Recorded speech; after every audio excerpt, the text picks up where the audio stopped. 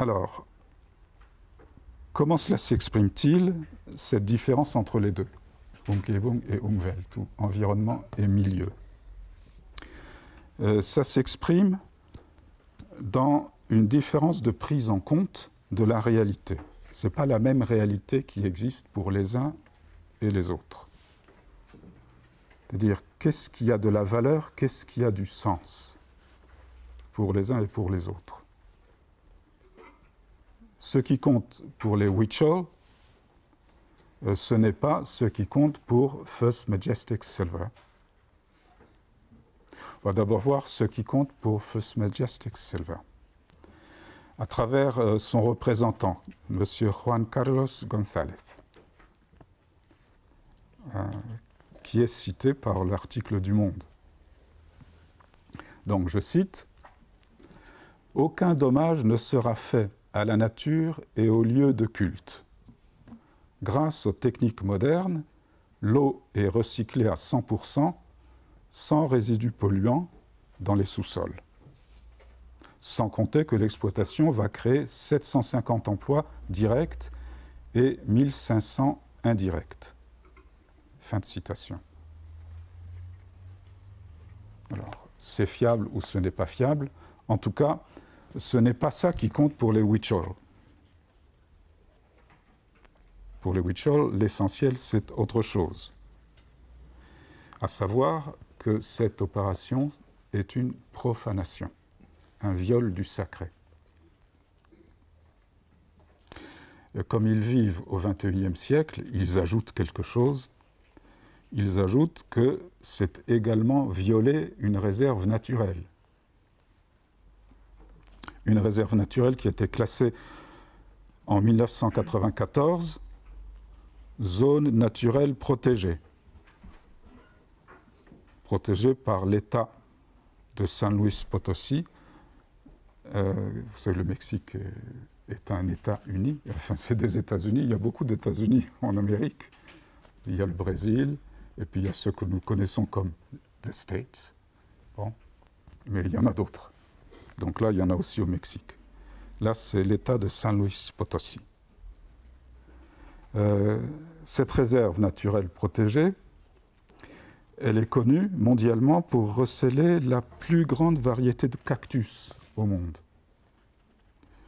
Et de nombreuses espèces animales en danger, comme l'aigle royal, ou le puma, ou le cerf à queue blanche, etc. Question. Est-ce que le viol d'une réserve naturelle protégée est du même ordre que la profanation des lieux saints d'un peuple premier? Est-ce du même ordre? La réponse, c'est non. En effet, la relation des sociétés humaines à l'étendue terrestre objective, ou à l'Umgebung, la relation des sociétés humaines à l'Umgebung, cette relation, nous l'appelons écoumène en mésologie. L'écoumène s'organise en relations très diverses, en modalités très diverses. Ces modalités définissent des prises ou des prises écouménales. Prise écouménale ou médiale, c'est synonyme en affaires.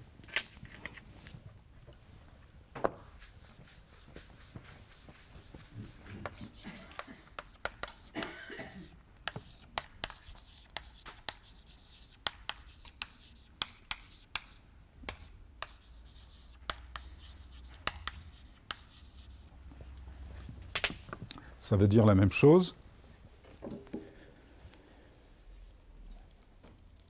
Ainsi, c'est prise pour les mêmes objets physiques, c'est-à-dire pour la même Umgebung. Pour les mêmes objets physiques, ces prises peuvent différer grandement. Elles sont en effet éco-techno-symboliques. Éco-techno-symboliques. Et beaucoup d'entre vous êtes déjà venus aux séances précédentes. Vous savez que ces prises écouménales fonctionnent de manière analogue à une prédication en logique, c'est-à-dire le rapport entre un sujet, au sens logique, ce dont il s'agit, et ce que l'on dit à propos de ce sujet, à savoir un prédicat. Donc c'est le rapport entre le sujet S et le prédicat P.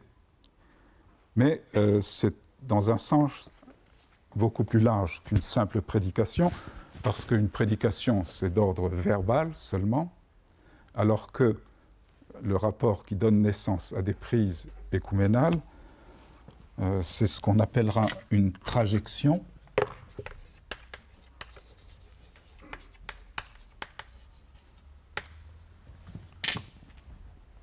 Dans laquelle ce qui va interpréter S en tant que P relève d'abord de nos sens.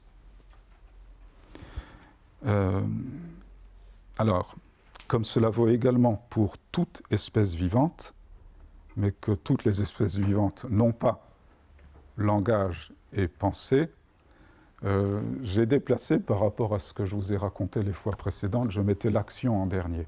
Parce qu'effectivement, dans l'écoumène qui est propre à l'humanité, on réfléchit avant d'agir, en principe, donc on pense avant d'agir, toujours en principe. Donc j'avais mis l'action en dernier. Mais s'agissant du monde vivant en général, l'action, les sens et l'action, ou la perception, ou la sensation, est immédiatement suivie de l'action. Donc on va mettre sens, action, et puis langage et pensée. Langage et pensée, ça vaut pour le monde humain. Il y a des cas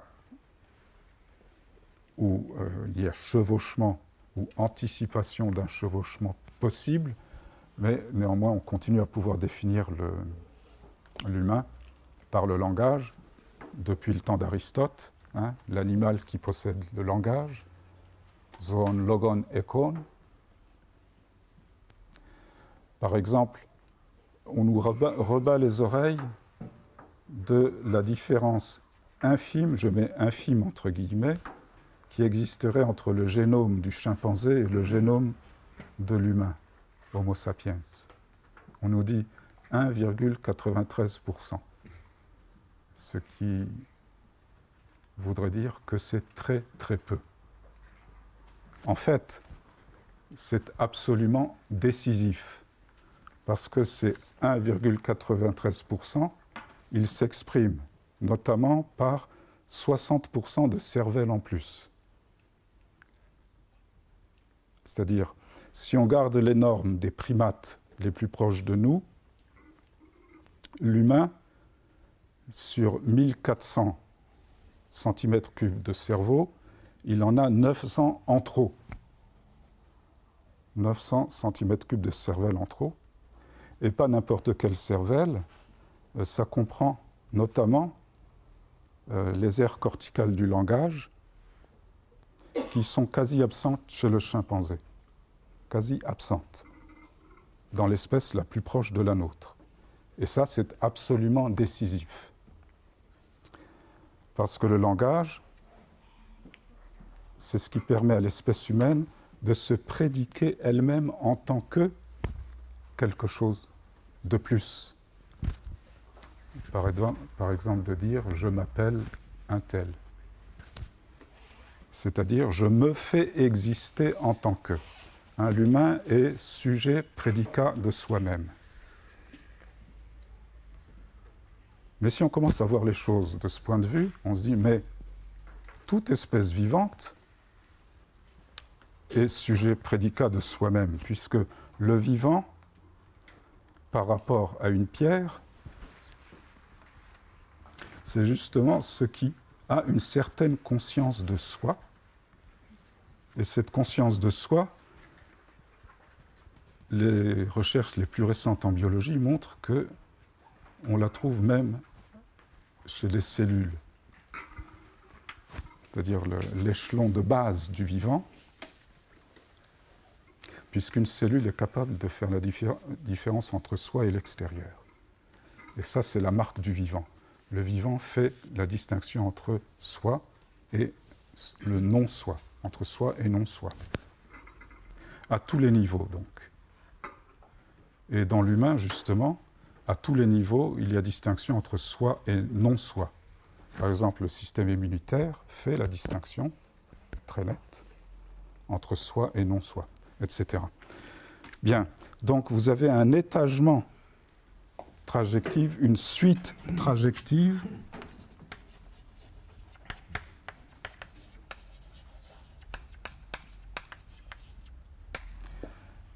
qui se représente, je m'excuse pour ceux qui connaissent déjà ces formules par cœur, mais il est quand même bon de les reprendre. La formule de base, c'est S en tant que P. L'oblique, là, ça veut dire en tant que S saisi en tant que P. Ça, c'est le rapport de base de la trajection. Mais la suite trajective qui se produit au cours de l'évolution fait que... Alors ça donne la définition de la réalité. Vous avez un donné umgebung de base, mais qui n'existe pour le vivant concerné, qui n'existe que dans la mesure où il est trajecté justement en tant que P, en tant que ressource, en tant que contrainte, en tant que risque, en tant qu'agrément. C'est les 4 prédicats de base. Bon, mais ce donné de base, cette réalité, va être indéfiniment, etc. Vous voyez, comme ça. C'est ça, c'est une suite trajective. Et le langage, là-dedans, eh bien, il vient très loin dans cette suite trajective. Et il est apparu dans l'évolution, effectivement, très tard. Mais ça définit notre réalité, la réalité humaine. Et notamment, ça définit des lieux sacrés qui sont réels pour les humains concernés. Et c'est ça, sacré pour qui? La réalité pour les Huichol, ce n'est pas la réalité pour First Majestic Silver. C'est-à-dire que les prises qui font la réalité pour les Huichol ne sont pas les mêmes que celles qui font la réalité pour une entreprise capitaliste moderne. Donc, la colline brûlée, le Cerro Quemado, pour les Huichol, c'est une ressource essentielle, mais pas du tout dans le même sens. Dans quel sens? C'est une ouverture qui leur donne accès à ce qui donne du sens à leur monde. Une ouverture à ce qui donne du sens à leur monde. Et par conséquent, cette ouverture est un espace sacré. Alors, en cherchant sur Internet, j'ai trouvé un article du Washington Post du 13 février 2012 d'un journaliste qui s'appelait William Booth, qui disait la chose suivante. Pour les Indiens Huichol, les montagnes de ce désert sont sacrées. Elles ouvrent un portail cosmique, concentrant des vertus magiques. Alors, dans l'article, parce que là je vous traduis en français, mais dans l'article en anglais, il emploie le mot suivant, mojo. Alors, je ne sais pas si vous avez déjà rencontré ce mot. A cosmic portal with major mojo. Hein? Ou mojo. Je crois que c'est mojo. Vous connaissez ce mot? Oui. Dites-nous un mot, je vous prie. Non, mais c'est fameux dans le film, la parodie Austin Powers, où il parle de son mojo, c'est très années 60, c'est très New Age. C'est très New Age, années 60. Oui. Ah oui. Je ne sais pas comment le traduire en français. C'est passé dans le cinéma, effectivement un peu parodique, grande comédie américaine, mais c'est ça, c'est une sorte de dharma. Ah oui. Ah bon, mais moi j'ai... J'étais complètement out par rapport à ça. Bon, donc j'ai traduit concentrant des vertus magiques. Où les chamans collectent le peyote. Le peyote suscitant les rêves d'éveil, qui font tenir l'univers ensemble.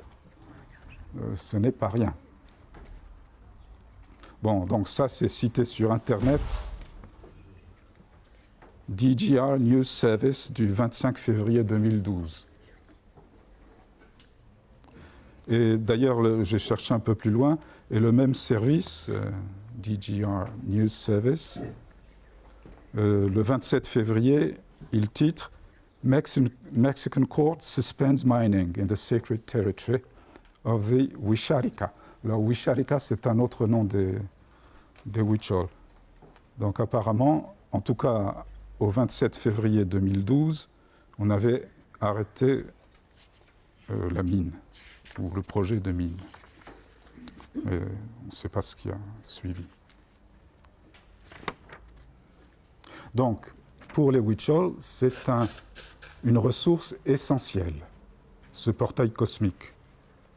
Mais en même temps, c'est une contrainte très forte. Rappelez-vous les 4 grandes catégories, les 4 grands prédicats, des ressources, des contraintes, des risques et des agréments. Donc c'est une ressource essentielle, mais une contrainte très forte, parce qu'elle s'accompagne d'interdits puissants, qui délimitent justement un espace sacré, qui démarque l'espace sacré de l'étendue profane. Mais cela qui existe, qui est la réalité pour les Huichol, n'existe pas pour First Majestic Silver. Sauf dans la mesure où ils doivent bien tenir compte de la résistance des Huichol. Ils ne peuvent pas simplement les expulser. Alors, pour cette grande compagnie, le ferro, la colline, est évidemment une ressource. C'est aussi une ressource, mais d'ordre purement matériel, comptable, et sans aucun interdit. Au contraire, First Majestic Silver a le droit pour lui. Quel droit? C'est le droit qu'on appelle la prise de terre, qui remonte à la prise de terre, comme disait le juriste Carl Schmitt, la prise de terre, l'Annahme,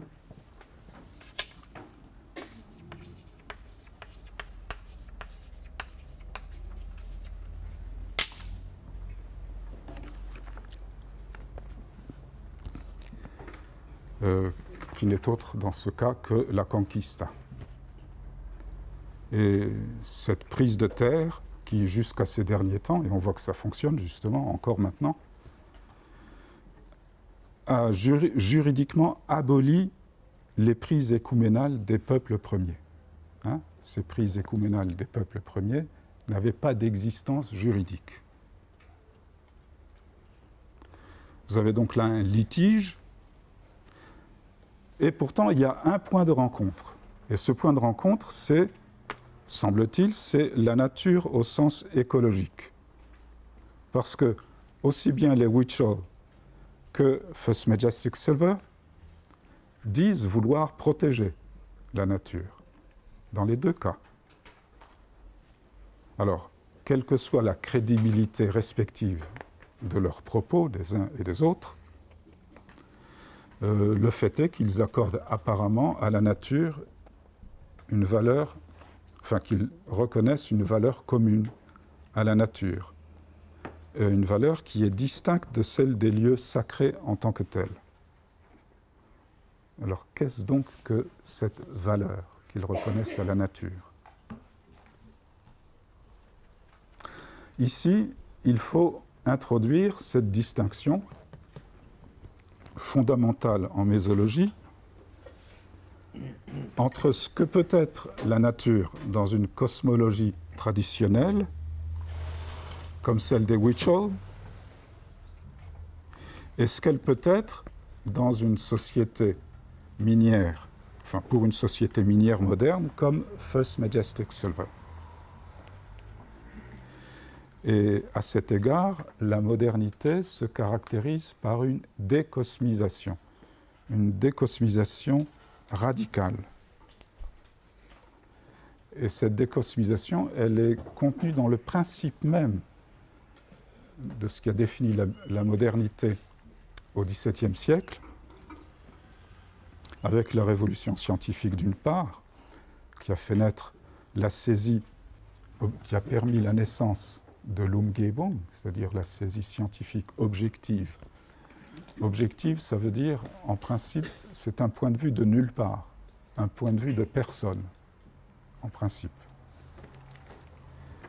D'une part, et d'autre part, l'avènement du sujet moderne, ça c'est un avènement ontologique, qui lui est symbolisé par le cogito cartésien.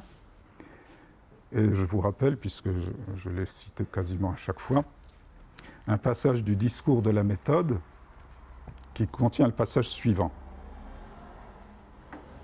Je cite, « Je connus de là que j'étais une substance dont toute l'essence ou la nature n'est que de pensée, et qui, pour être, n'a besoin d'aucun lieu. Pour être, n'a besoin d'aucun lieu, ni ne dépend d'aucune chose matérielle. » Ça, c'est défini le sujet moderne, le cogito. Autrement dit, le sujet moderne s'auto-institue, il s'institue soi-même dans l'abstraction de tout lien ontologique avec le milieu. Et par le même principe, c'est le principe du dualisme sujet-objet, le milieu, Umwelt, est converti en Umgebung, c'est-à-dire un environnement objectif. Cet environnement objectif, petit à petit, les sciences modernes, et en particulier l'écologie, vont apprendre à le saisir comme tel, en principe, en soi. En fait, ce n'est pas possible, mais en principe. Et nous pensons encore très largement dans le cadre de ce dualisme où la nature est un objet. La nature est un objet. Et cet objet, c'est l'environnement au sens de Umgebung. Je vous en donne un exemple qui peut-être surprendra certains, c'est celui de l'écologie profonde, qui a été un des grands mouvements de l'écologisme. Pas l'écologie en tant que science, mais en tant que mouvement d'idées, l'écologisme. L'écologie profonde de Arne Næss.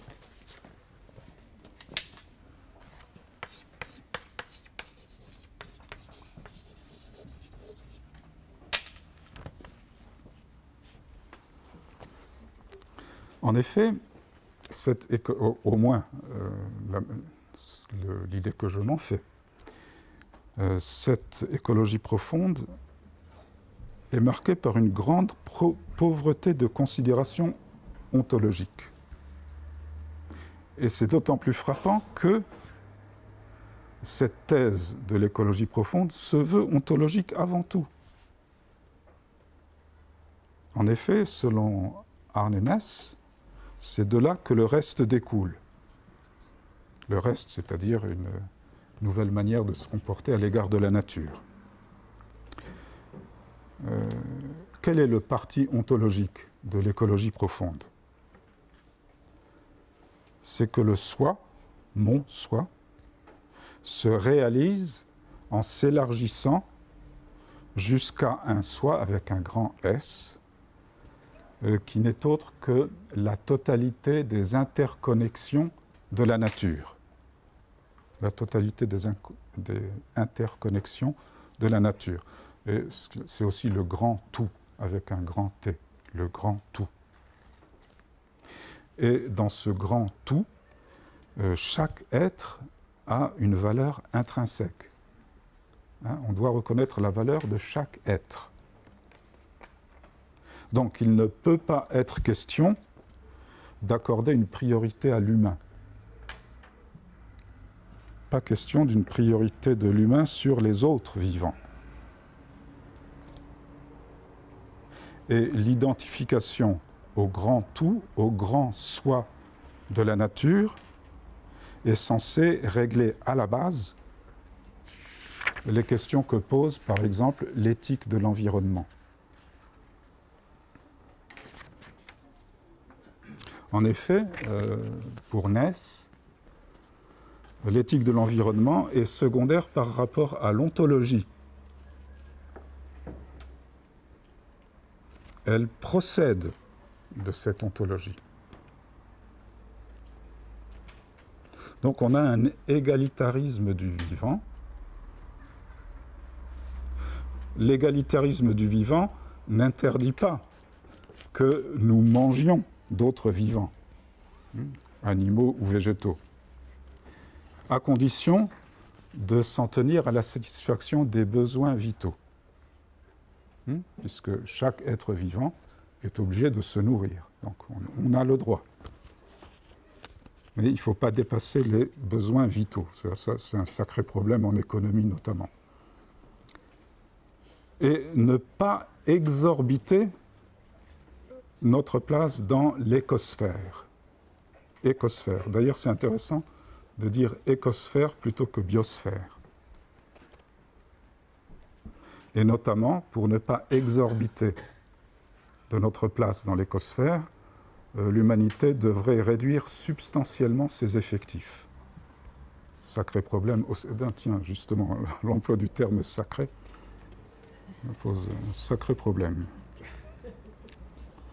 Parce que ce n'est pas moi qui vais me réduire. Je préfère que ce soit vous qui vous réduisiez, pour vous dire le fond de la question de mon point de vue. Mais on a tous le même. C'est ça le problème. Bon. Il est clair en tout cas que cette écosphère se fonde en écologie. C'est-à-dire que l'identification de mon petit moi ou de mon petit soi au grand soi qu'est la nature, le tout, ce qui me permet de le faire, c'est de bien connaître le fonctionnement des écosystèmes. Et c'est à partir de la connaissance des écosystèmes que l'on est obligé de reconnaître une égale valeur à tous les êtres qui font l'écosystème.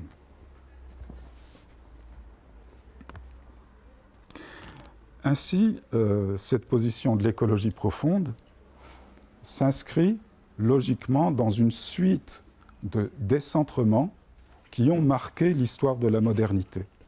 Des décentrements qui ont petit à petit ramener l'humain à sa place dans l'univers ou à sa place dans la nature. C'est dire que c'est une vision fondamentalement scientifique. Après le décentrement copernicien, le décentrement darwinien, il y aurait ce décentrement de l'écologie profonde. C'est une vision fondamentalement scientifique. Autrement dit, c'est le point de vue de nulle part, comme je disais tout à l'heure. Le point de vue de la science, c'est en principe un point de vue de nulle part. Ce n'est pas le point de vue de moi ou de lui ou d'elle, ça vient de nulle part. Eh bien, voilà qui est fort maigre ontologiquement. Parce qu'on sait, depuis Descartes, que le premier pas qui mène à la science pure, comme disait Descartes, à la science pure, c'est de abstraire le sentiment humain des objets que se donnera la science. Il faut en abstraire le sentiment humain, c'est-à-dire la subjectivité en somme, pour que l'objet soit un pur objet et que la connaissance de l'objet soit purement objective, donc scientifique. Ce qui engendre un problème absolument insurmontable, parce que qu'est-ce que c'est qu'une ontologie? Parce qu'on parle bien d'ontologie, et une ontologie qui, de surcroît, prétend inspirer une éthique, un mode de vie, et qui commence par abstraire l'humain de ses considérations sur l'être. Est-ce que c'est une ontologie de l'objet?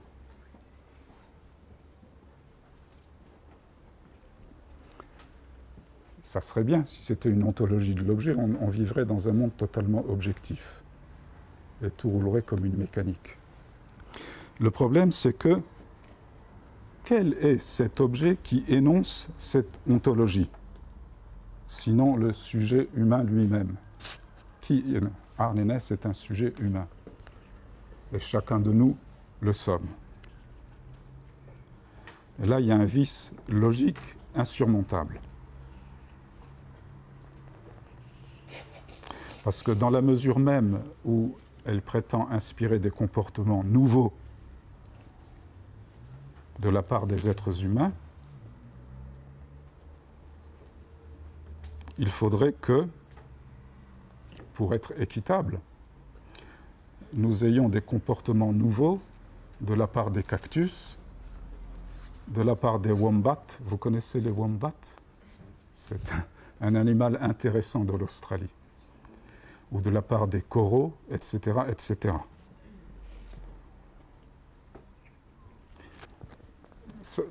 Je répète, c'est mon point de vue sur ces questions-là. Sur ces questions-là, ce dont on a besoin, c'est d'une ontologie du rapport que l'humain entretient avec la nature. Donc c'est une ontologie mésologique, nécessairement, et non pas un simple décalque de l'écosystème. Hein, c'est quelque chose qui se situe ontologiquement au-delà de l'objet seul, c'est-à-dire au-delà de ce simple S, il y a nécessairement le rapport avec une saisie quelconque, c'est-à-dire quelque chose qui est analogiquement un prédicat. C'est toujours S en tant que P. Et c'est ce rapport qui va donner de la valeur à S, de la valeur et du sens. Et donc l'ontologie dont nous avons besoin pour fonder une éthique de l'environnement, c'est ce que prétend apporter la mésologie, justement, avec cette distinction entre environnement et milieu. L'environnement, disons que c'est la nature objectifiée. Or, d'une nature objectifiée ne peuvent pas naître des valeurs humaines. Et l'être humain a besoin de valeurs pour se conduire et pour agir. Et notamment, une valeur comme le sacré, comme je l'ai posé d'entrée de jeu, dans la nature objectifiée, il n'y a pas de sacré, autant qu'on la connaisse objectivement, autant qu'on connaisse le fonctionnement de la biosphère objectivement. Les valeurs ne peuvent naître que des prises écouménales ou des prises médiales que nous avons avec ce S qu'est l'environnement objectif. Et c'était bien les questions de valeur mises à part.